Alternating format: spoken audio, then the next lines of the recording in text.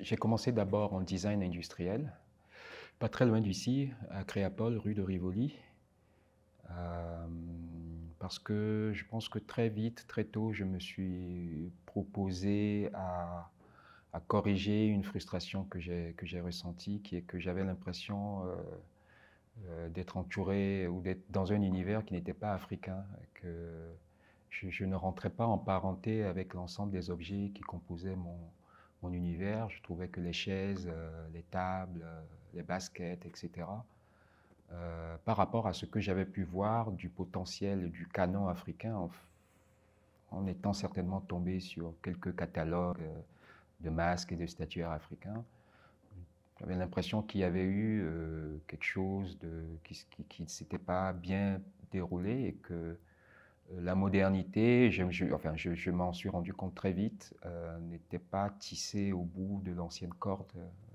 Et donc, je me suis proposé de faire du design industriel pour corriger ce problème-là et développer des formes qui soient des formes certes contemporaines, mais qui, en quelque sorte, retisseraient au bout de tout le potentiel esthétique entre guillemets, traditionnel africain.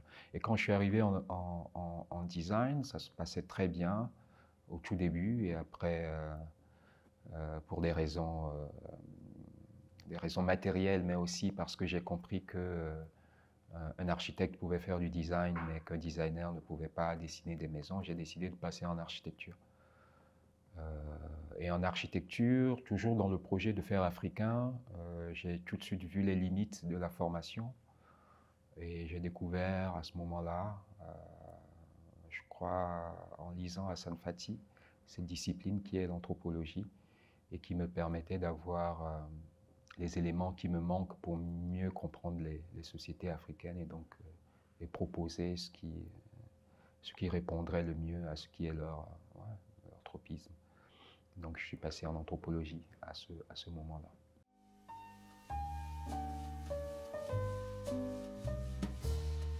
Bon, l'anthropologie me donne un accès direct à la complexité des sociétés, euh, partout où elles se soient déployées hein, sur la Terre, et plus singulièrement en Afrique, puisque c'était globalement et aussi spécifiquement, dans le cas de certaines populations, mon terrain. Cette complexité, l'architecture n'en est que la cristallisation. Et donc, si vous avez l'ambition de faire de l'architecture africaine et que vous voulez éviter l'écueil de tomber dans du folklore et de prendre des aspects pour ce qui est le fondamental, il faut comprendre ces sociétés. Et quelle est comment dire, la dynamique des sociétés. Et voilà, donc je me suis retrouvé très vite, très épanoui en anthropologie parce que ça m'ouvrait un monde et ça me permettait un accès un peu privilégié à quelque chose à un niveau un peu méta que je pouvais utiliser pour ma pratique d'architecture. Et très vite, j'ai aussi eu l'intuition qu'il y avait aussi quelque chose d'un peu plus global, un esprit à saisir, en mettant en rapport l'ensemble de ces architectures africaines auxquelles je m'intéressais. Et très rapidement, mon travail, plus spécifiquement, a été d'aller à la recherche de ce fond commun.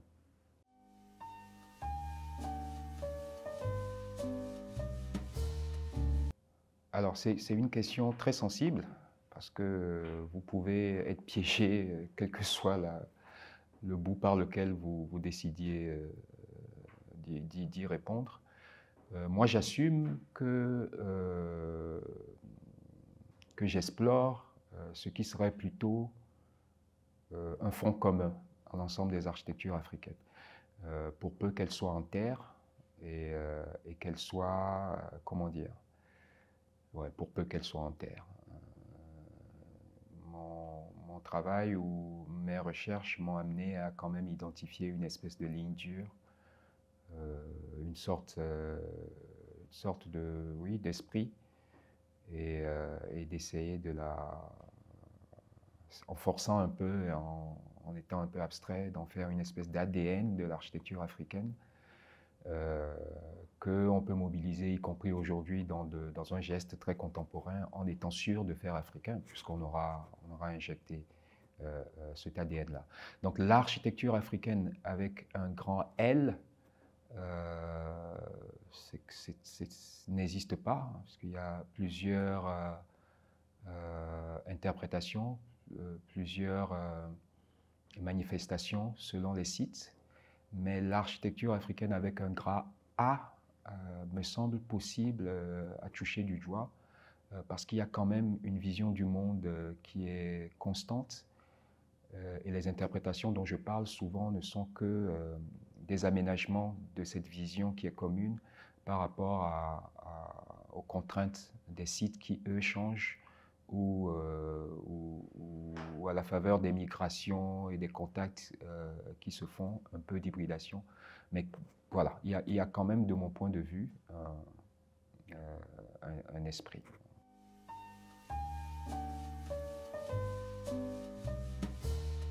Cette vision du monde est très anti-moderne. C'est pour ça que je m'attarde dessus, sinon je ne serais pas resté si longtemps sur le sujet. Elle me semble être à l'opposé complet de ce qu'est la proposition moderne. Et elle mobilise une forme de radicalité organique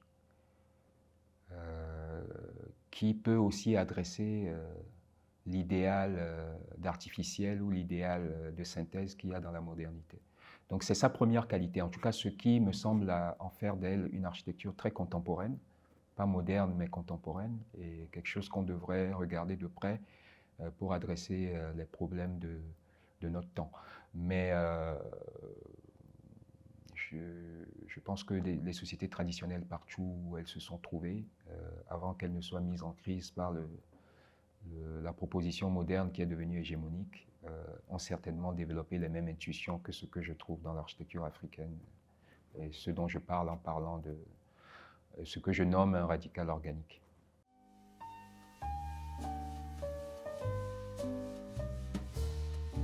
Alors, le mouvement moderne ou la proposition moderne dont moi je parle est animé par autre chose. C'est quelque chose qui est plus ancien, mais qui se cristallise autour du XVIIIe siècle, sur ce continent-ci, en Europe, qui est une proposition qui est tout à fait cohérente par rapport aux problèmes des Européens à l'époque, puisque sur ce continent, on était en proie à des guerres incessantes, et l'individu était un peu écrasé à la fois dans cette configuration de, on va dire, un peu de chaos relatif, et aussi par le poids énorme qu'avait la religion. Tout cela a mobilisé des penseurs et des philosophes, dont un des grands moments a été ce qu'on appelle les Lumières, qui ont mis en chantier quelque chose que moi j'appelle ego, qui est l'individu, le jeu parlant, l'individu ayant une sorte de conscience exacerbée de lui-même. Et c'était la réponse au fait que les droits individuels, en réalité, n'existaient pas. Donc, ils ont produit, à la faveur de ce qu'on appelle la neutralité axiologique, ou encore la privatisation des valeurs, l'idée que on devait investir l'individu d'un certain nombre de droits, y compris de penser et de croire ce qu'il veut. Et cet ego est contre-intuitif relativement à toutes les autres formes de civilisation qui ont émergé dans le monde, parce que nulle part ailleurs, jusque-là, y compris en Europe même, hein, l'homme ne s'était pensé aussi individuel, c'est-à-dire aussi borné, dans le sens où il a un début et une fin. L'humain partout n'est qu'un moment d'un flux. Moi, je ne suis pas dans le sens où je serai de ma naissance à ma mort. J'étais avant ma naissance, dans mon papa, dans ma maman, et je continue déjà dans deux êtres que j'ai faits. Je continuerai dans du végétal, je continuerai dans de la terre. Et donc, cette idée d'un jeu pour lui-même est une abstraction. C'est très conceptuel. Et pour que cette abstraction puisse se développer, encore une fois, c'est une abstraction qui était nécessaire, hein, en tout cas c'était la réponse peut-être la meilleure à proposer à ce moment-là pour produire des droits individuels. Et cette abstraction nécessitait un environnement pour pouvoir se déployer. Et là où la pensée européenne a démissionné, c'est qu'au lieu de créer des droits en restant ancrés dans le réel pour égaux, ils se sont mis en projet de développer un environnement alternatif, tout aussi abstrait, dans lequel égaux pourrait se développer. Et pour produire cet environnement d'égaux, on a mis en branle toute une série de séparations. La première séparation, c'est ce qu'on appelle le naturalisme. C'est l'idée que l'homme doit se séparer de la nature pour pouvoir se réaliser en tant qu'humain. Première abstraction en quelque sorte. On a commencé à penser des sociétés humaines comme étant des sociétés opposées à la nature. Évidemment, le profit, ou ce qu'on appelle le capitalisme aujourd'hui, a vu du potentiel tout de suite dans ce mouvement de la pensée, puisque si tu te sépares de la nature, que tu n'es plus en parenté avec la nature, tu peux envisager un rapport instrumental à la nature et ne voir que des utilités de la nature. Donc ça permettait de faire du profit. Et ça pacifiait aussi l'Europe, puisque les guerres qu'on se faisait entre pays pouvaient cesser pour faire tous ensemble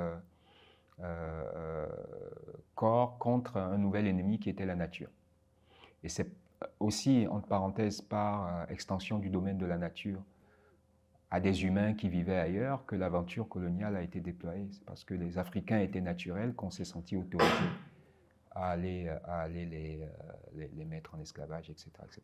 Donc première séparation, le naturalisme, et puis deuxième séparation, l'individualisme.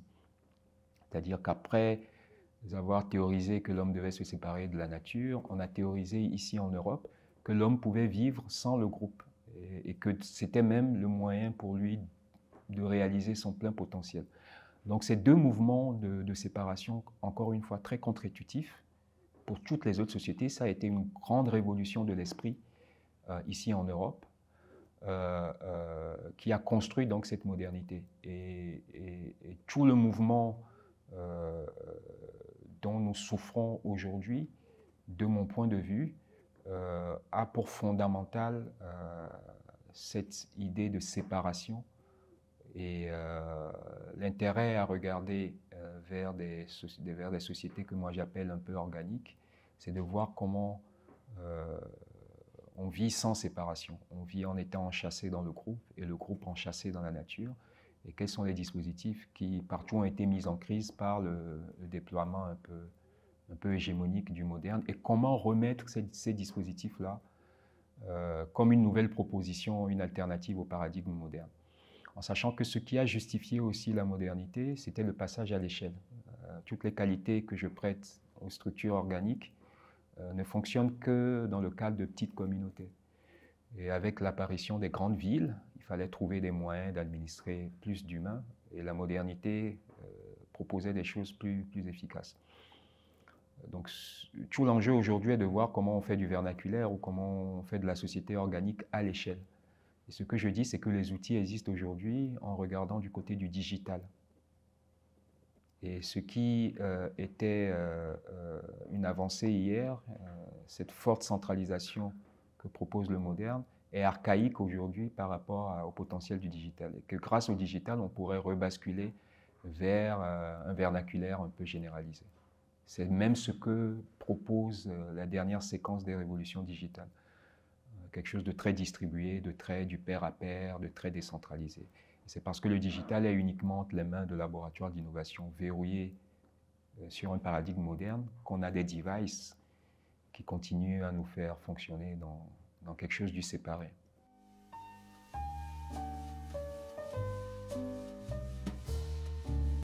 Pour ce qui est du digital, ça a été plutôt expérimental.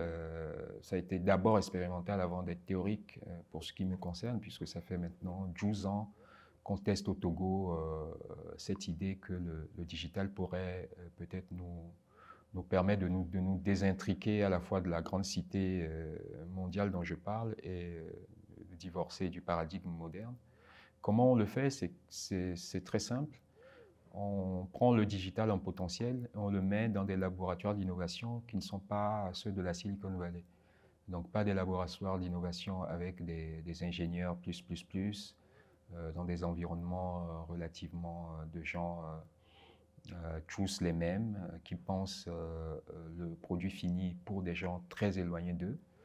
Non, nous créons des laboratoires d'innovation de quartier et nous prenons le potentiel du digital et nous mettons le quartier un peu en cercle autour de ce potentiel et nous demandons au quartier de développer les produits finis lui-même, pour lui-même. C'est-à-dire que dans ce système d'innovation, tout ce qui est développé est censé être efficace dans le quartier.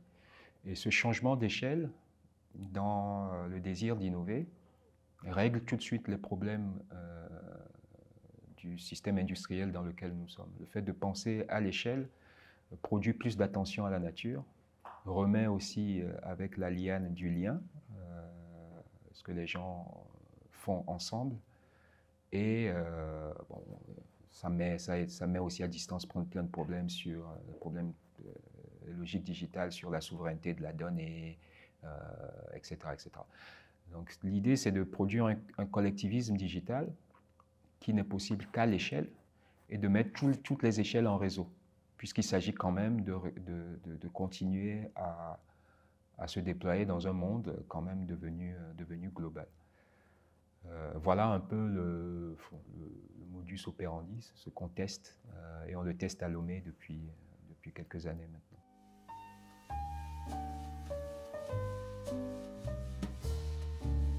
Donc quand vous prenez, le projet s'appelle Hub City, en tout cas la première expérimentation, celle qu'on fait à Lomé, s'appelle Hub City. Et l'idée, c'est de créer un réseau de petits laboratoires de quartier ouverts aux gens du quartier, où les gens du quartier se retrouvent pour développer toutes les technologies utilisées dans le quartier. Donc, il y a des sortes de brainstorming, des hackathons, des barcamps, où on passe en revue tous les besoins. Et sur l'unique lab qu'on a aujourd'hui, on a par exemple une application qui est une monnaie digitale qui ne marche que dans le quartier. L'intérêt, c'est que du coup, ça verrouille votre attention sur le quartier. Quand vous utilisez une monnaie qui vous permet de commander en Chine, bah, vous entretenez une économie qui est une économie internationale, mais si vous ne pouvez dépenser que dans votre quartier, bah, vous faites monter l'économie du quartier, vous produisez du lien, etc.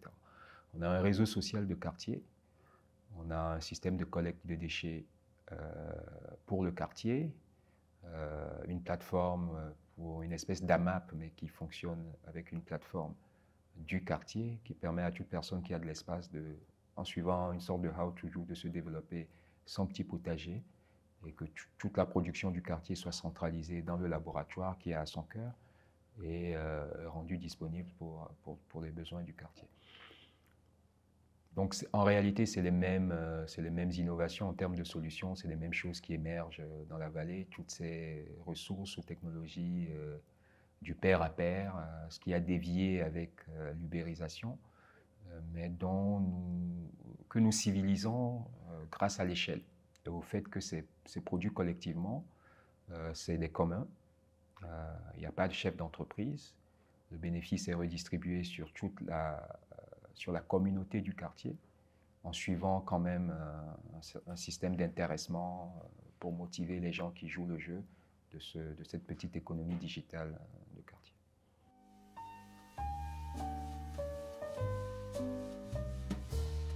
Alors le système de gouvernance, mais aussi de rétribution dans ces labs qui sont un peu les moteurs de Hub City, c'est très inspiré de quelque chose qui vient de l'éthique hacker qu'on appelle la jouocratie. C'est celui qui fait le plus, dont la voix, le droit de porter plus. Tout ça est très expérimental. On fait beaucoup de médiation. Les choses qui sont écrites ne fonctionnent pas toujours aussi bien. Mais comme on est tous, on réalise une espèce de panoptique, on est tous sous les yeux de tout le monde. Et l'échelle aujourd'hui nous y autorise encore. On arrive quand même à mettre en place quelque chose d'un peu juste. Mais quand on sera vraiment à l'échelle, là, l'idée, c'est de s'appuyer sur des outils comme la blockchain, etc. Des outils un peu décentralisés, à la fois de comptabilité, pour souligner qui fait plus, qui doit à qui, etc., etc.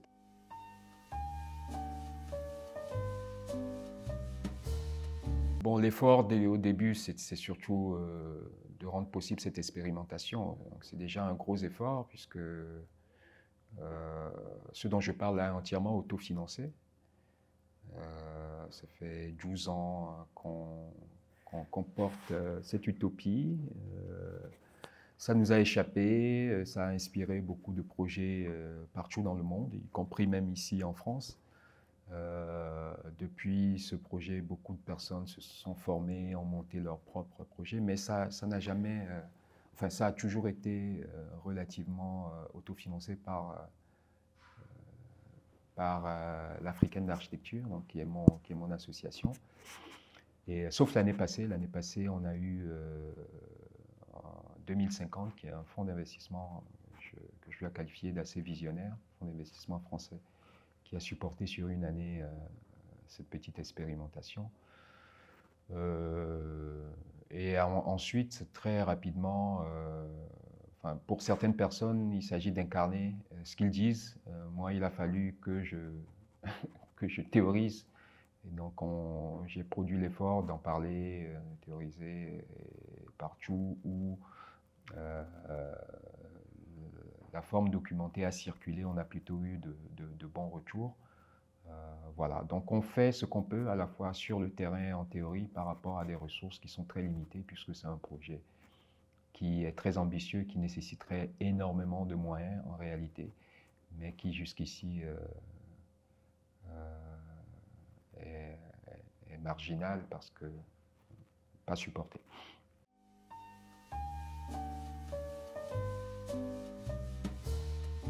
Alors la question des avant-gardes, de mon point de vue, c'est que une jeunesse européenne qui était assez, comment dire, qui n'avait plus qui était assez frustrée, assez triste par rapport à ce qui était l'offre d'alors, un art très académique, naturaliste, etc., a vu tout de suite le potentiel des objets africains qui arrivaient ici, de faire exploser le carcan académique et leur permettre des expérimentations nouvelles en termes de forme, puisque ces objets étaient très radicalement futuristes, hein, presque des objets, on dirait aujourd'hui, de science-fiction, pour certains très mathématiques, d'autres très chimériques, etc.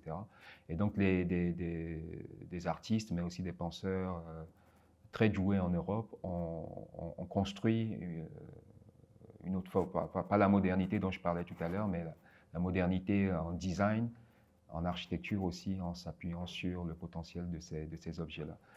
La révolution à faire aujourd'hui est autre.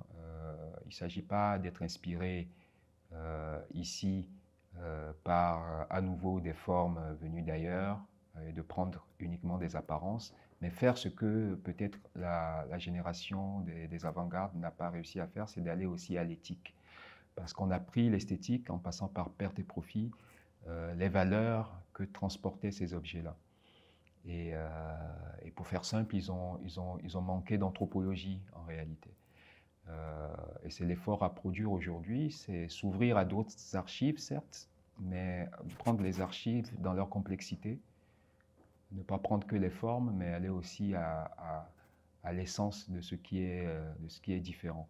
Et en réalité, et là je suis très structuraliste dans ma conception des choses, en allant à l'essence, en fait, l'Europe même, puisque c'est la question qui est posée, comment l'Europe pourrait être inspirée, l'Europe découvrirait qu'elle n'a pas à être inspirée, mais qu'elle reconnecte avec elle-même, puisque mon point de vue est que l'essence est la même, ou en tout cas a été la même dès qu'il s'est agi de produire de la cohérence située, et que ici même certainement la modernité a dû mettre en crise des façons de faire très vernaculaires qui avaient du sens.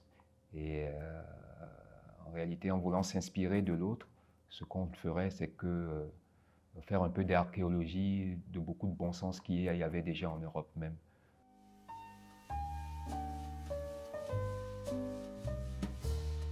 Bon, la critique des Lumières, je la fais très mal, hein. En réalité, il y a des gens beaucoup plus autorisés que moi qui la font très bien. En réalité, moi, ma proposition dans la critique, c'est plutôt de schématiser, d'expliquer par ces niveaux de séparation. Donc, c'est plus de la paresse qu'autre chose. Est-ce qu'il faut tout jeter dans la lumière ou qu'est-ce qu'il faut en garder? C'est une très bonne question. C'est l'enjeu aujourd'hui, je pense, de toute cette architecture humaniste que l'Occident a produit, parce qu'il y a une grande crise de la modernité et une intuition dans toute la périphérie de l'Europe que l'Europe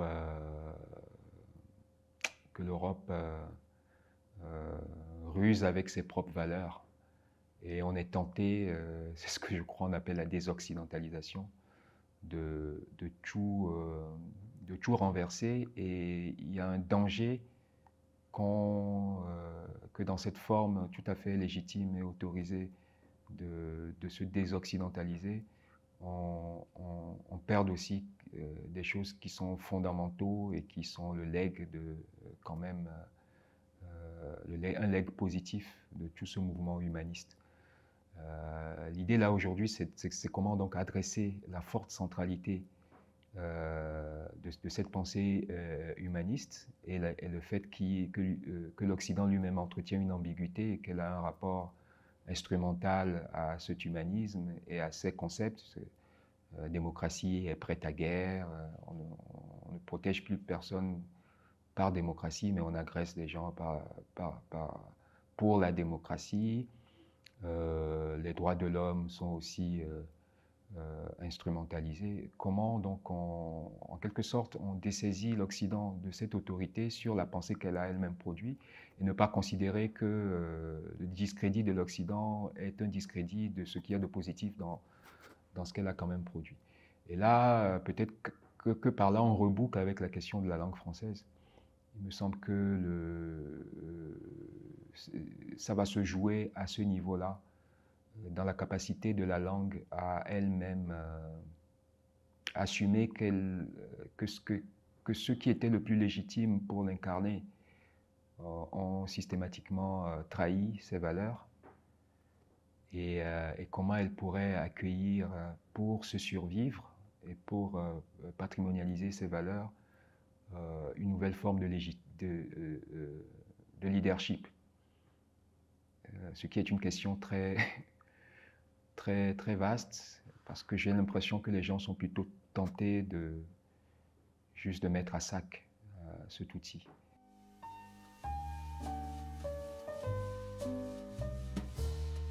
C'est une langue qui, presque automatiquement, peut-être plus que les autres du même espace européen, est associée très fortement à des valeurs qui,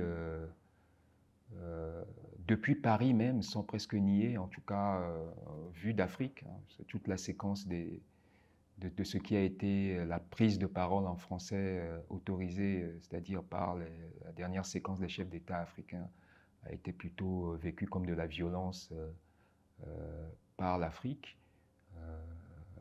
Je parle du continent qui n'est pas rentré dans l'histoire jusqu'au ventre des femmes. Donc c'est une langue qui est très mal incarnée par ceux qui sont sont normalement sur le papier ses premiers défenseurs. Et la capacité de cette langue à survivre dépendra de comment on arrive à construire la provincialisation de Paris dans le système. Il y a déjà eu des tentatives dans les Caraïbes, par exemple, de rebricoler la langue. En Afrique aujourd'hui, à la faveur de l'urbanisation, il y a aussi beaucoup de bricolage très urbain, des choses que les jeunes s'autorisent. Mais l'enjeu n'est plus esthétique dans la langue, l'enjeu est de voir comment la langue survit, mais elle ne survivra que si elle est encore légitime comme véhicule pour certaines valeurs.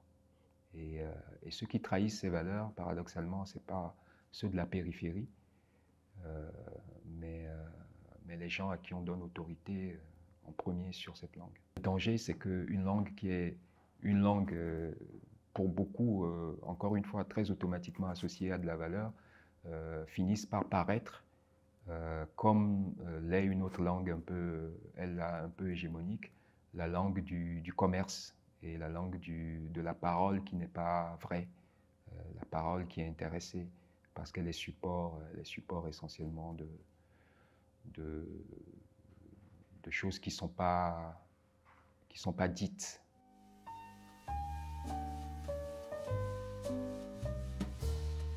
Bon, la poésie, ça a été un moment, je pense que j'ai bien fait de la poésie, pas en termes de contenu, certainement, puisque personne n'a jamais voulu publier et j'ai été obligé de publier moi-même. Donc ça ne doit pas valoir grand-chose, mais je pense l'avoir bien fait dans la radicalité du faire, puisque j'ai fait ça très en marginal, pratiquement à la rue, quand j'avais 20 ans. Mais c'est des états qui ne peuvent pas durer, que vous comprenez bien pourquoi, donc j'en suis revenu, et ça n'a été qu'un moment. Le lien avec ce que je fais aujourd'hui est certainement beaucoup plus dans la radicalité, la même radicalité dans la poésie que dans ce que je fais aujourd'hui. Le côté aussi très matériel, le contact de faire la main dans la terre, c'était un peu la même chose que m'autorisait la langue française dans cette expression poétique. Et est-ce que la langue continue à m'accompagner aujourd'hui? Ouais, j'essaie de conserver de la poésie dans ma pratique. Et je ne connais pas très bien les autres langues, donc à chaque fois j'ai peur de dire ça. Mais peut-être que la poésie a quelque chose de particulier avec la langue française, relativement aux autres langues européennes. Mais bon, je ne suis certainement pas autorisé à dire ça parce que je ne connais pas en vrai les autres langues. Encore une fois, j'étais au Portugal il y a seulement hier et ce que j'entendais me paraissait aussi très intéressant. Mais est-ce qu'ils en ont... ils en ont exacerbé la conscience comme les Français l'ont fait, je ne sais pas.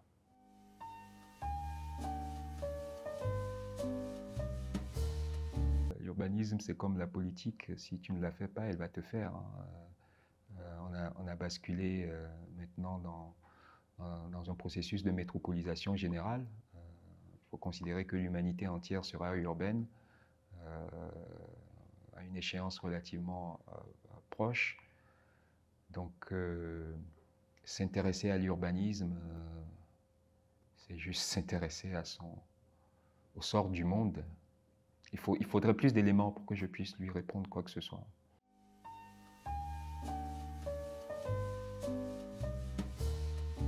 Je pense que la nouvelle génération a un gros challenge à relever avec la ville, mais le sujet de la ville est africain. C'est le continent où les plus grandes villes du monde vont émerger. C'est surtout là-bas que ça va se solder. Donc pour l'Africain, je dirais de se battre pour qu'il puisse réaliser son potentiel. Parce que le problème, le challenge que propose la ville est tellement inédit, la ville africaine, hein, j'entends, est tellement inédit qu'on peut être sidéré en face de ce sujet-là. On ne sait pas du tout comment on va pouvoir gérer une telle urbanité. La bonne nouvelle, c'est qu'en réalité, le continent n'a jamais été libre en réalité. On ne connaît pas le potentiel de l'Afrique, puisque toute la modernité du continent a été confisquée. Et on ne sait pas ce que donnerait un tel continent si l'espace était un peu plus épanouissant pour la jeunesse africaine dans le cadre de structures avec un minimum de garanties pour l'épanouissement tel qu'on en a en Europe. Et donc, la forme de pessimisme qu'on peut avoir par rapport aux objets urbains tout à fait inédits qui se proposent sur le continent peut être compensée par le rappel que n'oublions pas que l'Afrique n'a pas encore eu la possibilité, les marges pour montrer son potentiel. Et que peut-être que si ces entraves qui sont séculaires sautaient, on découvrirait ce qu'il est permis d'espérer, c'est-à-dire une jeunesse, parce qu'elle est multidinaire, très nombreuse, capable de plus de propositions, d'aller de toucher des horizons qui n'ont même pas été envisagés jusqu'ici, etc., etc. Et donc pour le jeune qui serait en Europe, pour qu'il ne pense pas que je dise qu'il n'y a plus de marge pour expérimenter quoi que ce soit ici même, je lui dirais qu'il doit être en support parce que lui a de l'espace de dégagement pour, pour être épanoui dans un sens où il est contraint en Afrique, qu'il devrait accompagner et donc participer, de faire sauter les carcans de la jeunesse africaine. Une jeunesse africaine qui est en plein remous actuellement justement pour que ces carcans sautent. Mais l'expérimentation, il me semble, ou en tout cas ce qui devra contrebalancer la dystopie qui se propose là, devra forcément passer par le continent africain.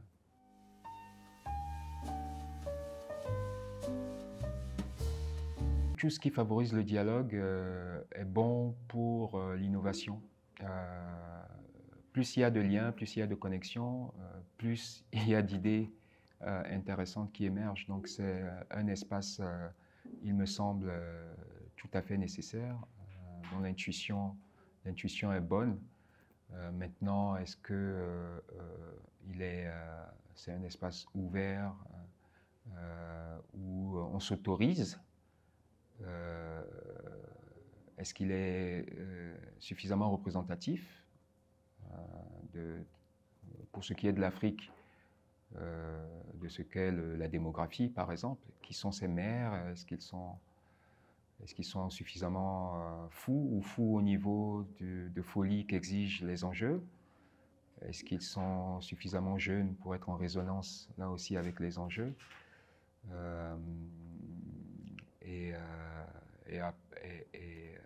Oui, ce que je dis m'amène à me dire que ce n'est pas complètement le problème de l'espace, mais le problème de la qualité individuelle des gens qui profitent de cet espace-là. Et si la qualité n'y était pas, ben, ce serait la responsabilité de l'espace de forcer à ce qu'il y ait de la qualité.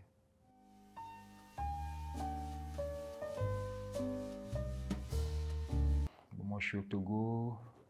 Avoir des quartiers chinois, carrément, non.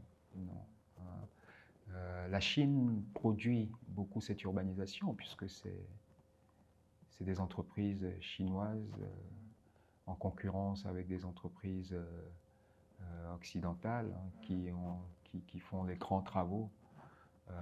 Là-dessus, il semblerait que d'ailleurs la Chine soit plus arrangeante. Donc, souvent, elle se débrouille pour avoir à gérer un certain nombre d'infrastructures mieux que les Occidentaux eux-mêmes. Une responsabilité dans l'urbanisation, pour sûr. C'est-à-dire que si on décidait d'un nouvel esprit ou d'un esprit un peu plus éthique ou plus responsable, c'est un acteur qui devra épouser cet esprit. Sinon, disons que cela compte parmi les paramètres désormais la Chine, puisque ça fait partie des principaux opérateurs de cette urbanité dans plusieurs de nos pays. Je ne sais pas à quelle échelle cette ingénierie chinoise opère.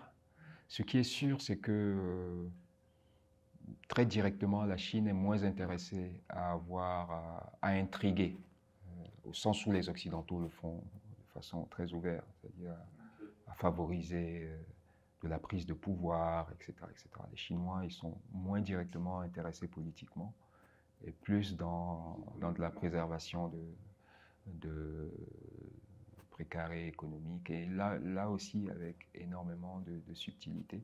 On le voit aujourd'hui dans la petite crise entre le Bénin et le Niger qui touche directement aux intérêts chinois, comment la Chine très subtilement ramène une des parties à la raison. Voilà. Donc c'est ce qui est apprécié, entre guillemets, du point de vue africain, c'est cette sorte de précaution, de ne pas être aussi envahissant directement dans ce qui pourrait être, dans ce qui pourrait paraître un paternalisme. Cela dit, il semble qu'il y ait énormément, par contre, par rapport à ce qui est des droits, beaucoup de violence déployée autour de l'action chinoise sur le terrain. Merci à vous.